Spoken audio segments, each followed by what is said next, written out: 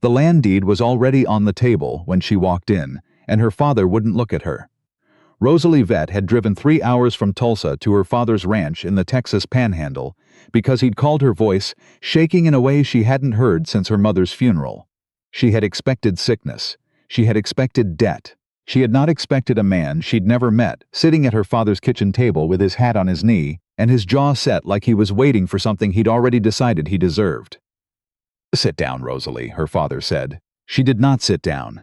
The man at the table, the man her father introduced as Mace Ardell, looked at her the way a person looks at a problem they're already solving. Not unkind, not cruel, just practical in a way that made her feel like a line item. She learned the rest standing up. Her father, Gus Vette, had borrowed against the northern 40 acres 3 years ago to keep the ranch solvent after a bad drought. The loan had shifted hands twice through sales and mergers until it landed with a holding company that was, effectively, Mace Ardell. He owned the note. He could foreclose by the end of the month. The northern 40 would go first, and then, when that sale didn't cover the balance, the house and the remaining land would follow. Her father was 61 years old and had worked that ground since he was 9. "There's another option," Mace said. He said it carefully. "The way you say a thing you know sounds wrong, but you're going to say anyway." She looked at him then. Really looked. He was older than her, mid-30s maybe, with dust on his collar and hands that had clearly seen decades of real work. Not a banker. Not a man who'd gotten soft behind a desk. "The northern 40 borders my property," he said. "I'm not interested in the land. I'm interested in the water rights that come with it, and those only transfer through the deed. If I foreclose, I'll have to resell the parcel to get anything back, and I'll likely end up with a developer or an outfit that'll fence off the creek." He paused. "But if the land and the Vette name, the water rights stay accessible by agreement, which means I'd rather find a different resolution than a foreclosure sale." She waited. "A marriage would transfer those rights through a shared deed arrangement," he said. "It would also clear the debt. The land stays with your family, the house stays, your father stays." The kitchen was very quiet. "You want to marry me," Rosalie said, "to get water rights. I want to offer you a choice," Mace said, "which is more than a foreclosure notice gives anybody." That was the truest thing he said all afternoon. She recognized it even then, even standing in her father's kitchen with her heart slamming against her ribs. A choice. Not a good choice. Not a choice she'd have picked from any other set of options in any other life, but a choice. She asked for a week. He gave her 4 days. She used all 4 of them. She sat with her father, who wouldn't apologize because he thought apologies were a waste of air, but who made her coffee every morning without being asked and set it exactly where she liked it. She drove out to the northern 40 and stood at the fence line, looking at the creek that ran along the property edge. The same creek she and her sister had caught crawfish in every summer until they were too old to think it was fun anymore. She called her sister Deb in Phoenix and told her the situation. Deb was quiet for a long time and then said, "What's he like?" Not a question, an assessment. "Practical," Rosalie said. "That's not necessarily bad. I know." She said yes on the 4th day. She did not say it to Mace directly. She called the number on the card he'd left, and a woman answered, and Rosalie gave her name and said she'd accept the terms. She did not know why she couldn't say it to his face. She told herself it was logistics. The wedding was at the county courthouse on a Thursday morning in March, with Rosalie's father and a courthouse clerk as witnesses. She wore a blue dress she'd had since graduate school. Mace wore a clean shirt and his same hat. The judge was efficient. The whole thing took 11 minutes. Afterward, her father shook Mace's hand for a long time, gripping it with both of his, and Rosalie looked away. She moved to Mace's property the following Saturday. His ranch was called the Ardell Place, which was what everyone in the county had called it for 3 generations. The house was older than her father's and better kept. Someone had painted the porch rails recently. The kitchen had a window over the sink that looked out toward the barn. And the first morning she stood at that window and didn't know where anything was kept and didn't ask, she understood that this was going to be the hardest thing she had ever done. Not because of him, because of the not knowing. Because of being new in a place where everything had a history she wasn't part of. Mace gave her the tour without being asked. He showed her where things were in the kitchen with the same tone he probably used to explain the irrigation system to a new hand. Clear, thorough, not condescending. He showed her the spare room he'd set up as an office in case she needed a space of her own. She was a grant writer by trade, remote work, and she'd been worried about the logistics without saying so. The office had its own door to the outside. She appreciated that more than she knew how to say. She didn't say it. What she said was, "The internet out here, is it reliable?" "Within the house, yes. I had it upgraded when I knew you were coming." She looked at him. "I asked around," he said, which was not exactly an explanation. "I knew you worked remotely." She didn't know what to do with that, so she just nodded. The first 2 weeks were a negotiation that neither of them named. They were polite in the way strangers, forced to share space, are always polite, careful about noise, careful about schedules, careful not to take up too much air. She cooked on Tuesday and Thursday evenings because she'd offered, and he hadn't refused. He handled everything else without comment. They ate together because the kitchen was the only table, and it would have been strange not to. She did not think she was warming to him. She thought she was just getting used to him, the way you get used to a sound the house makes at night. Not comfortable exactly, but no longer alarming. Then the Derringer matter happened, and she had to revise that assessment. The Derringers were her father's nearest neighbors to the south, a family she'd known her whole life. The eldest son, Tommy Derringer, was running the operation now that his father had passed, and Tommy had always had a habit of reading property lines optimistically. 3 weeks into her marriage, she got a call from her father saying that Tommy had redirected a service road through the Vette property's corner lot and was claiming historical access. She drove to her father's that afternoon before she'd told Mace anything. When she got home that evening, Mace was already on the phone. She didn't know who'd told him. Someone had told him. He was standing at the kitchen counter with his back to her, speaking in that same level voice he used for everything, and what she heard him say was, "The Vettes don't need to involve the county if Tommy's willing to be reasonable. I'd prefer to keep it neighborly. But I'll be out there Monday morning either way, and we can settle it on the ground." He was off the phone before she made it through the door. "I was going to tell you," she said. "I know. I didn't need you to step in." He turned and looked at her, and he didn't argue. He said, "I know that too. I'm not trying to take it over. But the Derringer land borders mine on the east, and Tommy knows my name on a problem usually shortens the conversation. You can tell me to stay out of it, and I will." She didn't tell him to stay out of it.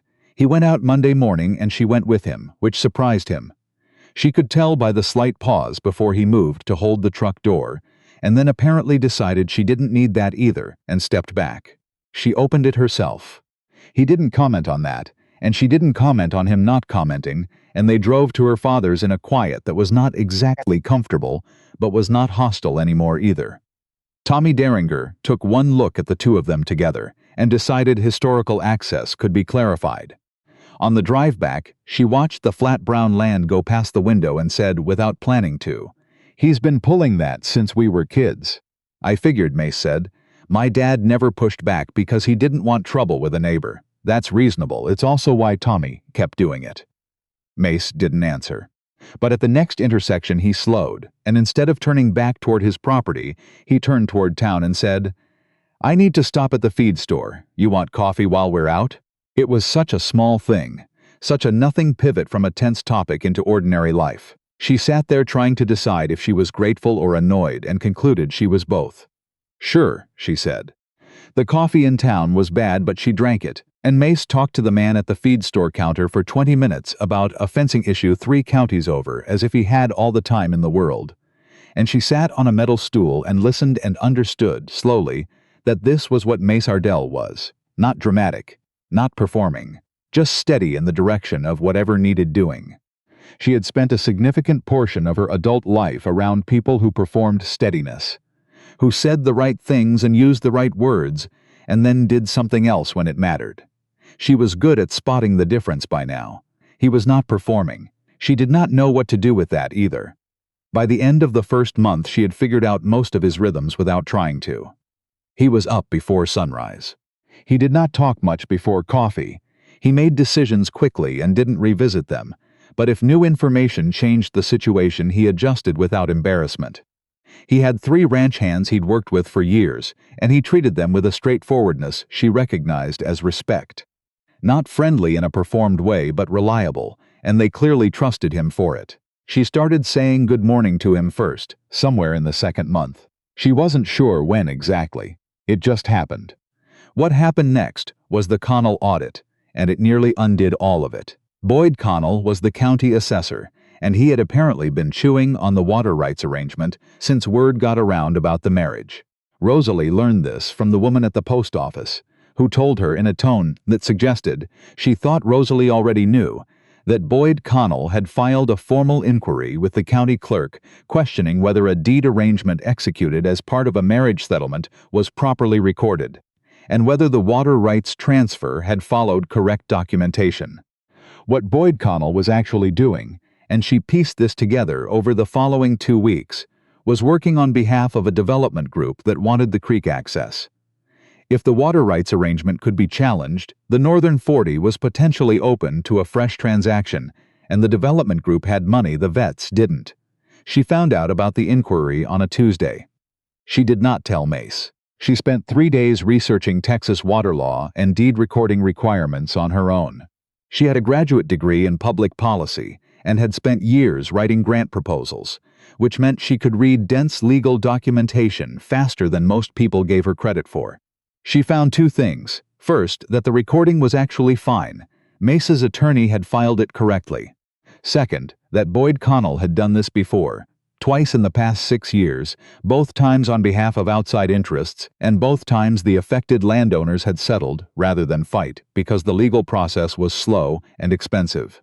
On Thursday afternoon, she drove to the county clerk's office alone. She had a folder of documentation. She had printed the prior inquiry records.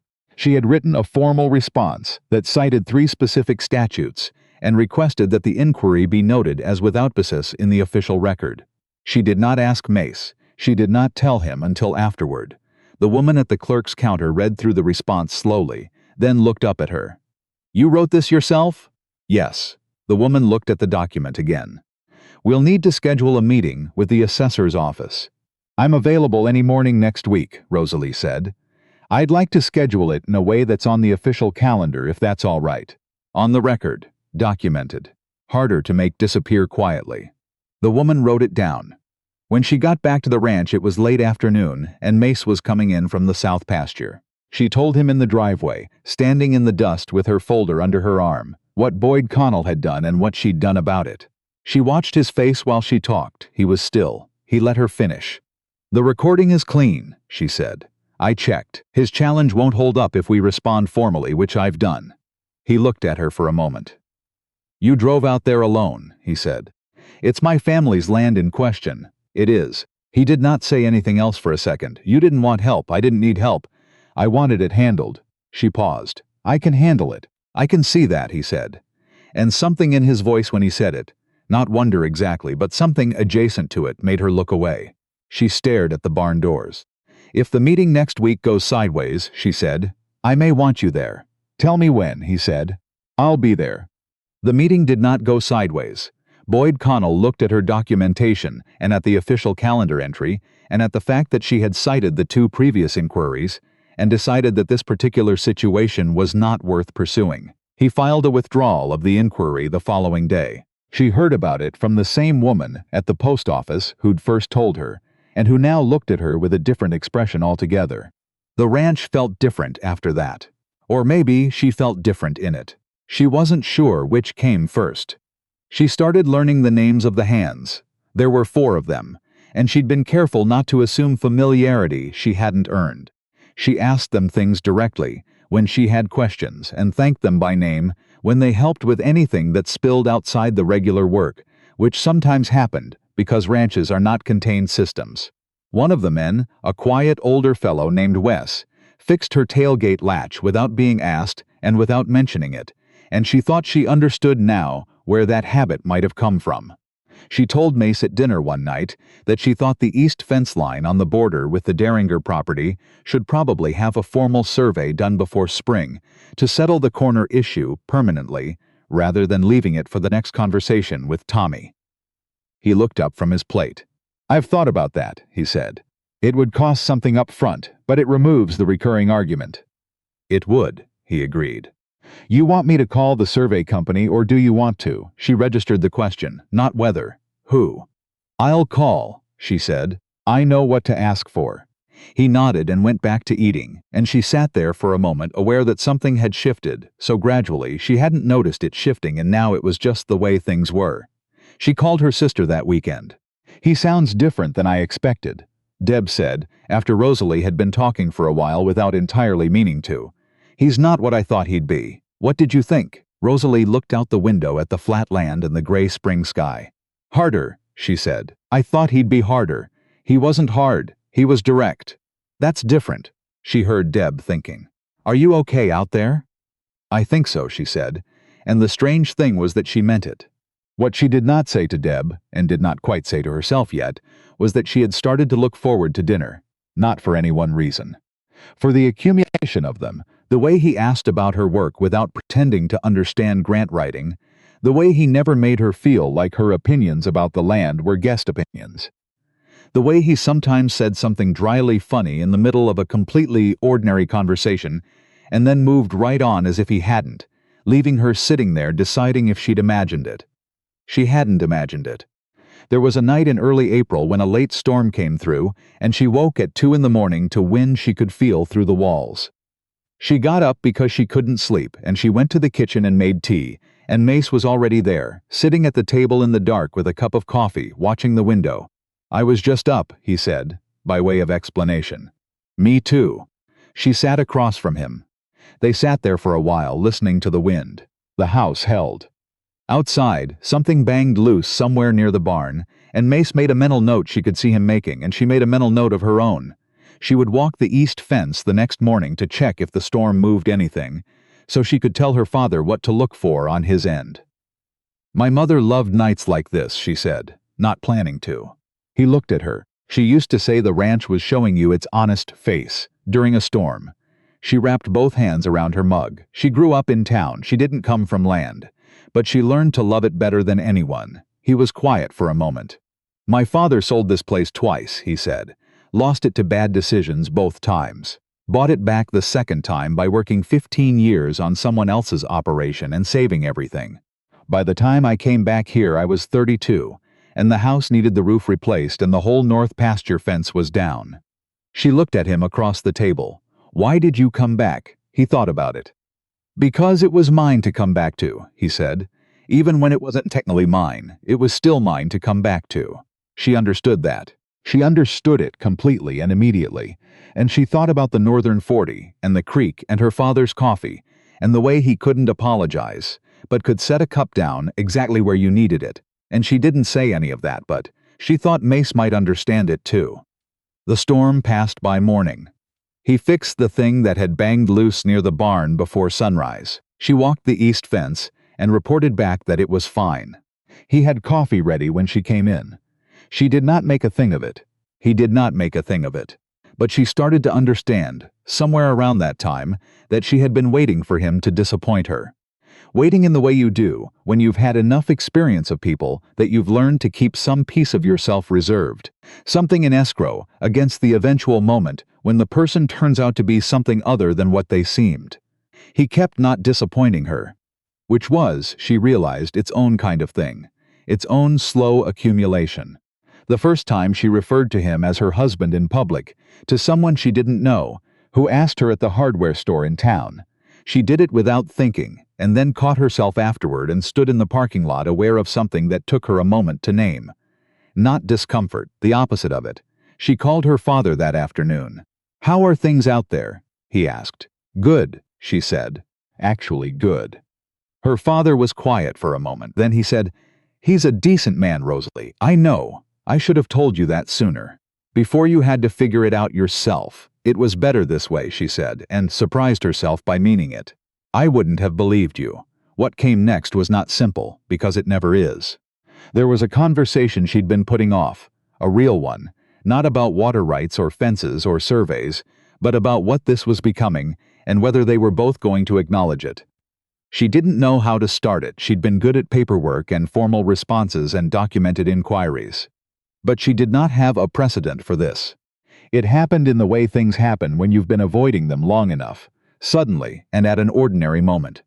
She was washing dishes after dinner and he was at the table going over a grazing rotation schedule, and she turned around and said, Can I ask you something?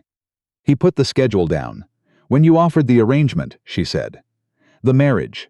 Were you thinking about it as permanent, or were you thinking we'd, I don't know, work something out, down the road? He didn't answer right away. He looked at the table for a moment. I was thinking about it as something I was going to take seriously, he said. What it became after that, I didn't know. I wasn't going to assume. And now, she said. He looked at her then. Now I think the honest answer is that I'm not particularly interested in down the road working something out, he said. But that's my answer. I'm not assuming it's yours. She had dried her hands without quite noticing. She was standing at the counter. When I got here, she said slowly, I kept thinking I was waiting for you to show me who you actually were.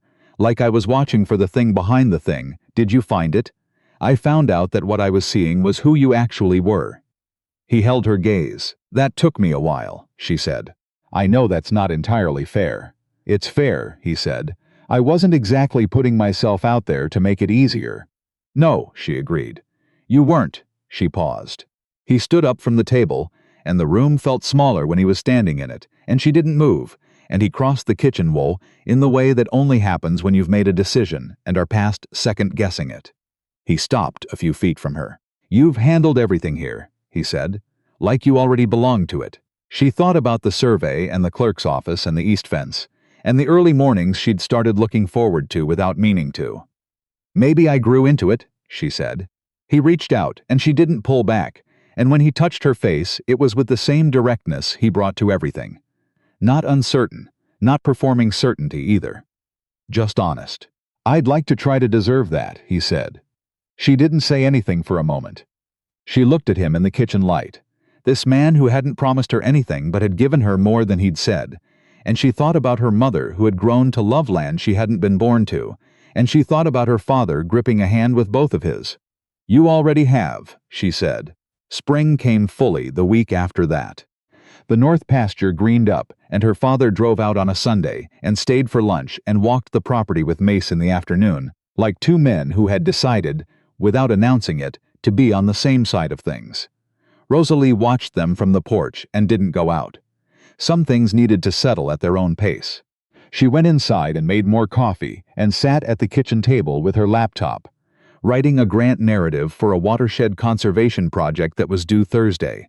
And outside she could hear them talking, low and unhurried, the way men talk when they're actually comfortable, and the house was full of the sounds of a working afternoon. And she looked up once at the window over the sink and the land beyond it and thought, this is mine.